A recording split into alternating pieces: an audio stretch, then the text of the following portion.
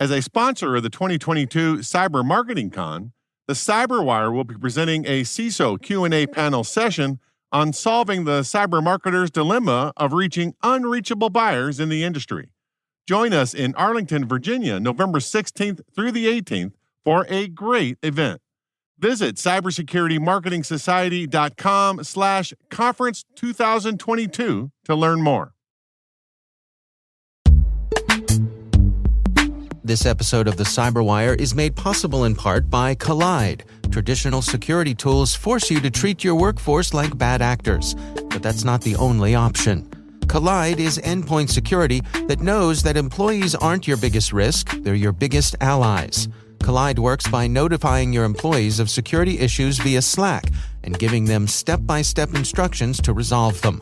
Collide is built for teams that Slack, and it works across Mac, Linux, and Windows devices. You can meet your security goals without compromising your values.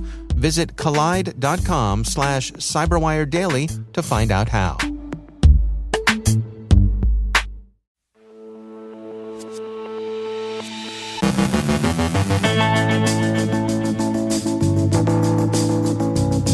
Blockchains, cryptocurrency exchanges, and the risks they present.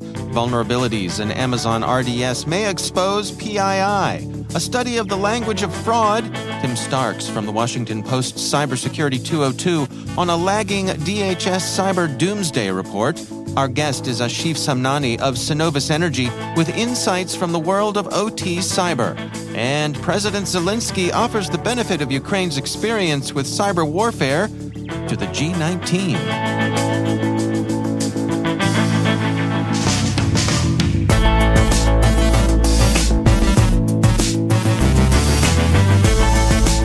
From the CyberWire studios at Data Tribe, I'm Dave Bittner with your CyberWire summary for Wednesday, November 16th, 2022.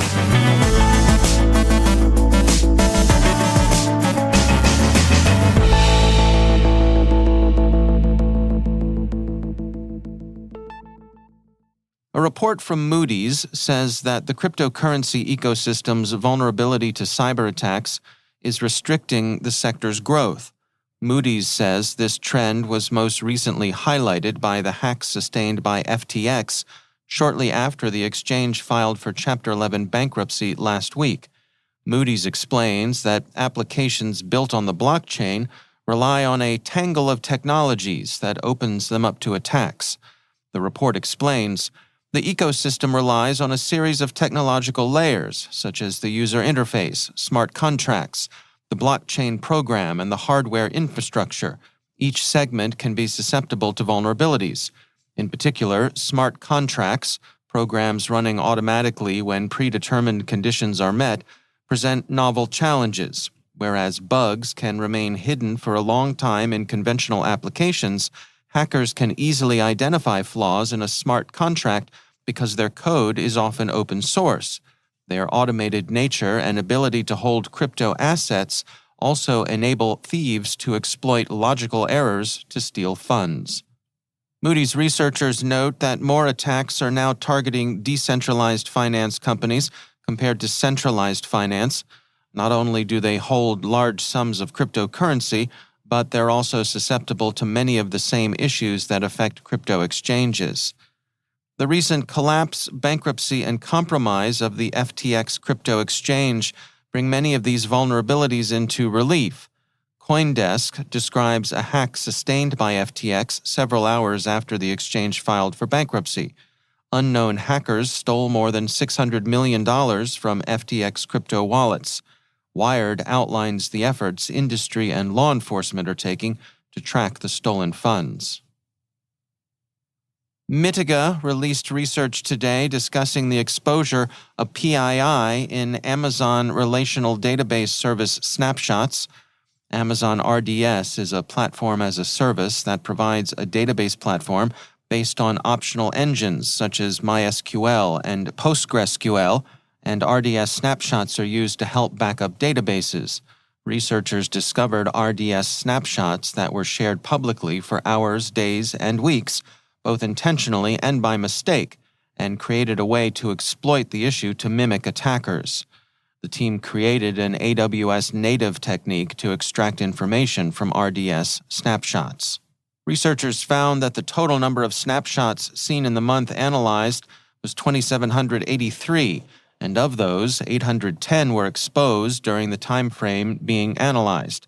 1,859 of the snapshots were exposed for only a day or two. This was also discovered to be occurring worldwide.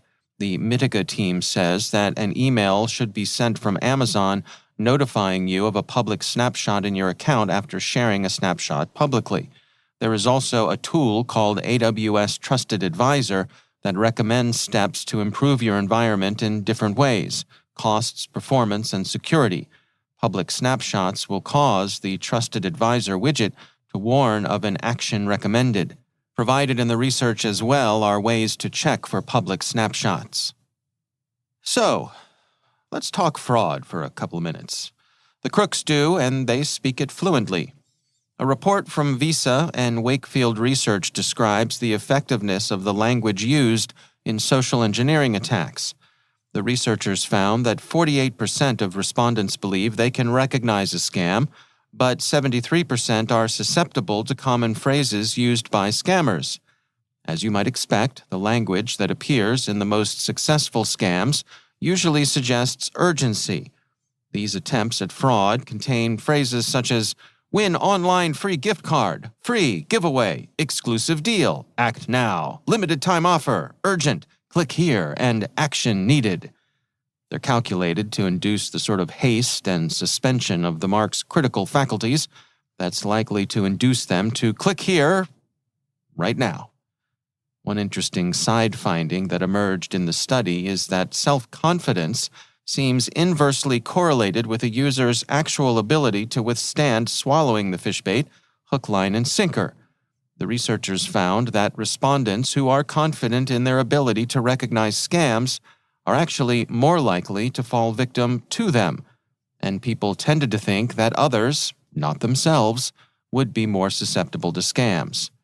The study found, while consumers feel confident in their own vigilance, the vast majority, 90%, are concerned that friends or family members may fall for potential scams that include emails or text messages asking people to verify their account information, asking about overdrawn banking accounts, and notifying them about winning a gift card or product from an online shopping site.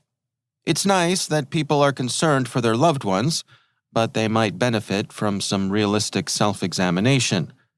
Our culture desk has long argued that Americans in particular overvalue self-confidence, maybe because of too many viewings of The Wizard of Oz during childhood. Anywho, if you think you're too smart to fall for the snake oil salesman's ballyhoo, guess what? You've probably already ordered a case or two. Come to think of it, didn't Oz the Great and Terrible start out selling snake oil at a fair in Omaha? And finally, in an address to the G20 delivered by video link, President Zelensky offered friendly nations the benefit of Ukraine's experience of resisting Russian cyber attacks during Russia's hybrid war. He addressed the gathering as the G19, since in his view, Russia's assumption of the role of what he describes as a terrorist state disqualifies it from the respect and consideration due to a G20 member. His comments to the G20's Digital Transformation Summit commended the creation of cyber auxiliary forces and migration to more resilient cloud services as centerpieces of Ukraine's cyber defense program. Such measures have, he said, enabled Ukraine to continue to deliver essential services even under continuous attack, and he offered Ukraine's assistance to friendly nations interested in similarly organizing their online services. He closed with a plea for and an offer of close cooperation for cybersecurity.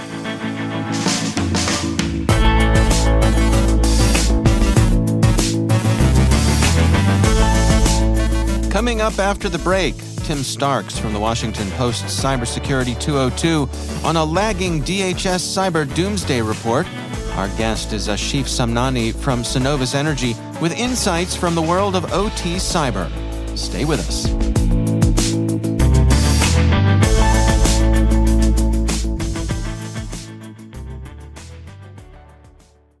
Hey Hey everyone, it's me, Simone Biles. As a world champion gymnast and a former foster kid, I've faced my fair share of complexity, and I've learned that the concept of controlling complexity is about more than just overcoming our own hardships. It's about helping others overcome theirs too. After all, in the face of enormous complexity, the best not only find a way to adapt to the challenge, they also find a way to give back. From now until the end of the year, Axonius will make a donation to Friends of the Children for every demo completed.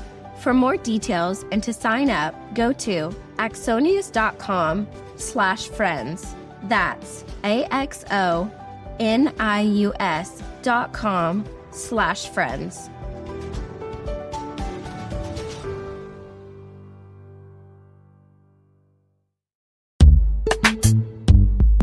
And now, a word from our sponsor, Recorded Future.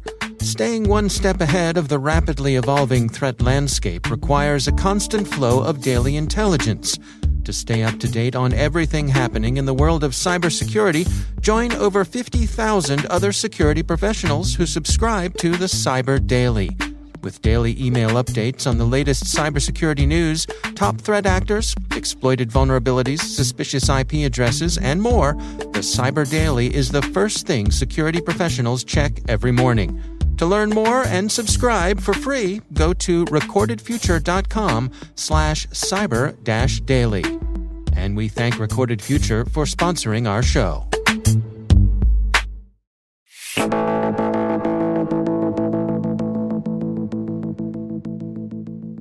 Ashif Samnani is Industrial Control System Cybersecurity Leader at Synovus Energy.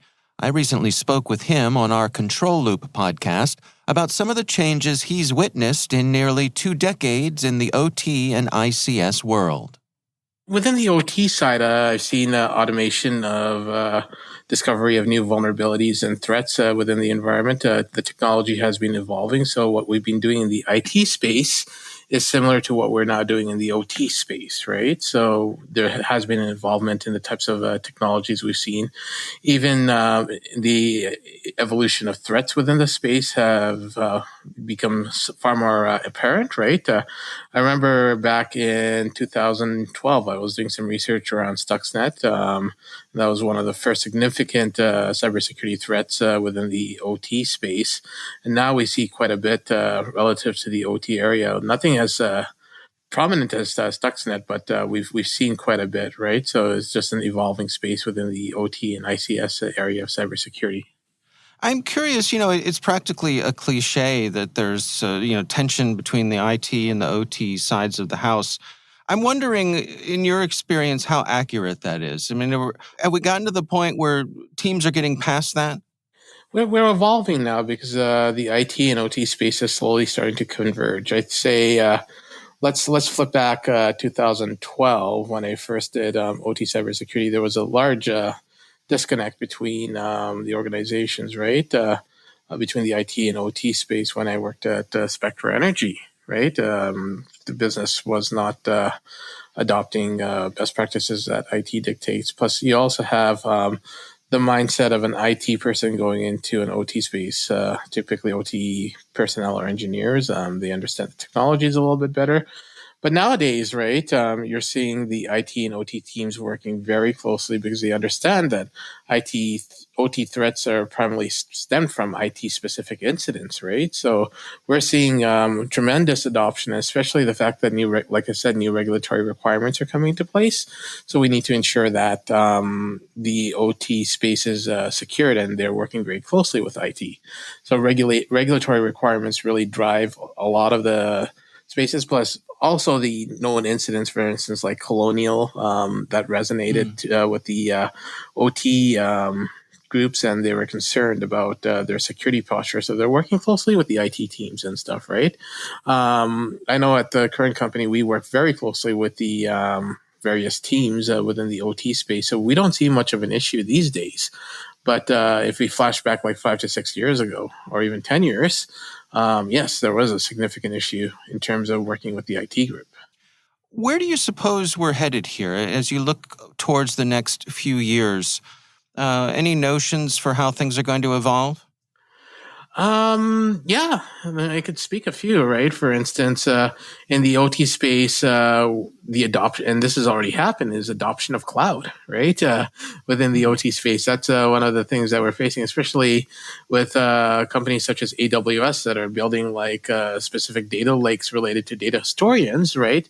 Which is not commonly found. So now what's happening is the boundaries of the OT they're changing, right? We're not only going into the IT network, but we're going to the cloud, right? So that's adoption, right? That I see. In addition, the new technologies which are coming out that leverages AI and machine learning to detect for threats and vulnerabilities. We've seen a lot of those coming up, but I think that's growing, right? The threat and vulnerability platforms are evolving also, right? So maybe next generation like threat management systems coming into play, which fare better in the OT space.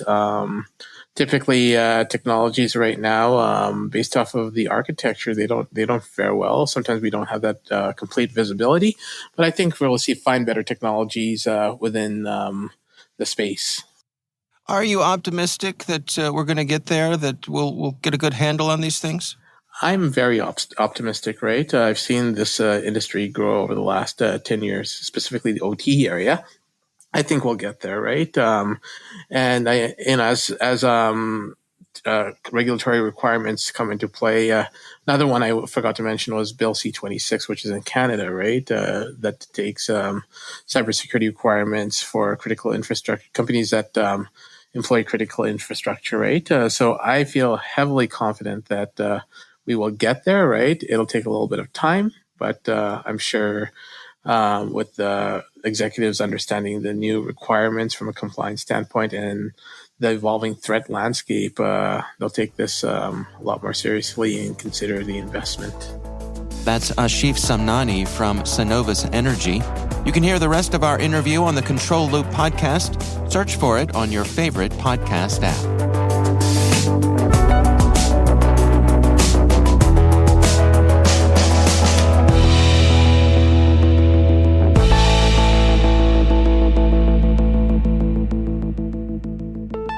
And it's my pleasure to welcome back to the show Tim Starks. He is the author of the Cybersecurity 202 at the Washington Post. Tim, always great to welcome you back. You had an interesting report in the Cybersecurity 202 today about a plan for continuity when it comes to cybersecurity in the government and perhaps some areas where it's coming up short. Can you unpack it for us here? What's going on? Yeah, so I really do love covering cybersecurity, but this is one of those topics that sometimes when people have used the word continuity of blank, it sounds almost too nerdy for me even. But it's very important. What had been recommended by the Cyberspace Solarium Commission, which has been really responsible for a lot of what Congress has been up to the last couple of years. 2 years ago, they put in there a requirement for the administration to put together a continuity of the economy plan. And the idea was to riff off of the continuity of government and continuity of operations kind of plans we've been talking about since the Cold War. If a nuclear device went off, and how do we keep the government functioning? How do we keep, in this case, they're talking about how do you keep the economy functioning if there's this kind of national level cyber attack that takes everything down.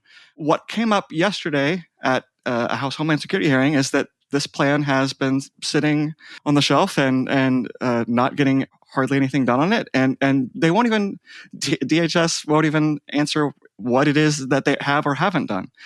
So Alejandro Mayorkas got confronted about that at the hearing yesterday. I called DHS to see if they would tell me anything. I called CISA, I called the White House. They all referred me to each other. So it's kind of in a bind of nobody seems to be doing anything with it, and nobody seems interested in talking about what they are or aren't doing with it. You have this quote in your article today where it says the decision to send the job to CISA was, quote, pretty much setting the agency up for failure, according to Garbino. Can you provide some context to that? Yes. So, Congressman Garbino, he had brought this up at the hearing. What had happened was in the spring of this year, the White House decided to direct CISA to be the lead on this. And why that's setting them up for failure, according to the congressman, was first off, giving them the job 15 months into after it was something they were told to do means they're probably not going to finish it by January of this year, January of next year, which is the deadline. That's putting them really behind on a deadline that was probably going to be hard for them to hit anyway, in part because, if you covered the government long enough, they don't always hit these deadlines. In fact, they rarely do. So that's putting them in a tough spot. And even though CISA has an increasingly growing budget, it's really swollen by billions over the last couple of years. It still doesn't have, in the conversation I had with Mark Montgomery, who was the executive director of the Solarium Commission, doesn't maybe have the number of people it needs. Congress had given them $200,000 for this, but maybe that's not going to be enough if you're having to do things like decide what happens if the economy is ruined. Yeah, just that little thing. Just that little thing. Yeah. So where do you suppose we stand then? I mean, it sounds to me like that deadline will likely come and go, but does this shine a light on it to maybe elevate its status in terms of attention, at least? Yeah, that actually one of the things I was thinking about was I'm not being an activist, but this is something that seems like it's not getting anywhere, and when you're a reporter wanting to hold the government to account, you hope that shining light on it will at least prompt some discussion about it. Mark Montgomery, who I mentioned just a second ago, said he's hopeful that they'll at least have a plan for a plan. So that gives you a sense of where the optimism is about what's going to unfold here. I think that is a reasonable guess. They'll say, okay, gosh, we didn't get this done, but here's how we're going to do it. And I didn't mention this in the story, but one of the things Mark says he's doing is working on almost basically drafting it for them to say, hey, here's what we think you should be doing.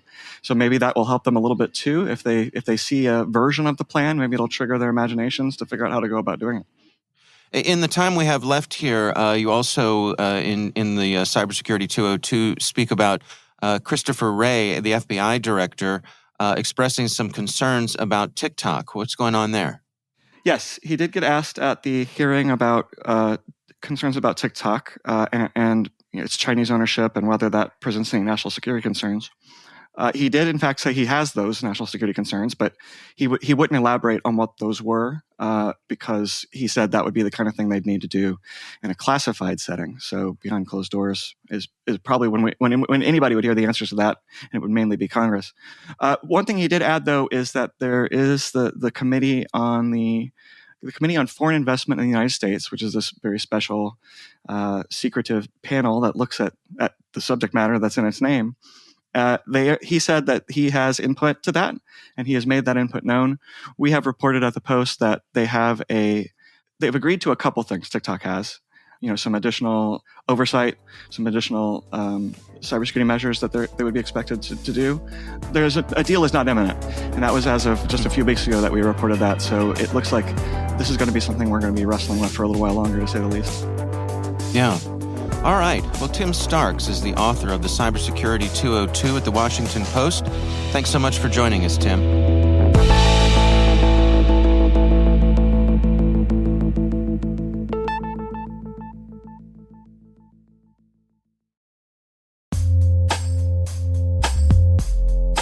Developers are responsible for more than ever these days, not just the code they write, but also the containers and cloud infrastructure their apps run on, and the need to do it all without slowing down. That's where Snyk comes in. Snyk is a frictionless security platform that meets developers where they are, finding and fixing vulnerabilities right from the CLI, IDEs, repos, and pipelines. And Snyk integrates seamlessly with AWS offerings like Code Pipeline, EKS, ECR, and more. Deploy on AWS, secure with Snyk. Learn more at snyk.co/cyberwire. That's snyk.co/cyberwire.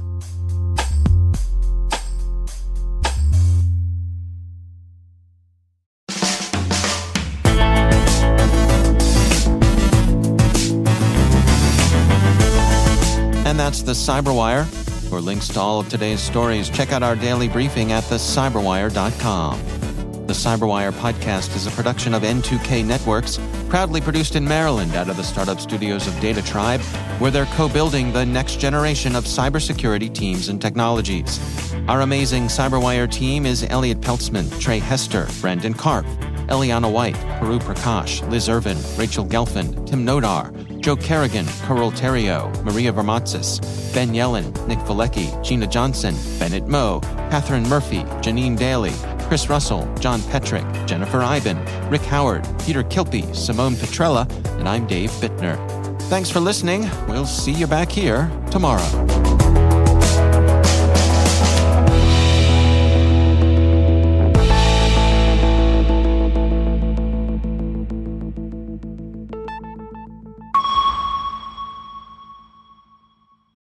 Never miss a thing with CyberWire Pro. Stay cyber aware by getting access to all our public podcasts ad-free, as well as our exclusive CyberWire Pro podcasts, briefing, articles, and events by becoming a CyberWire Pro subscriber.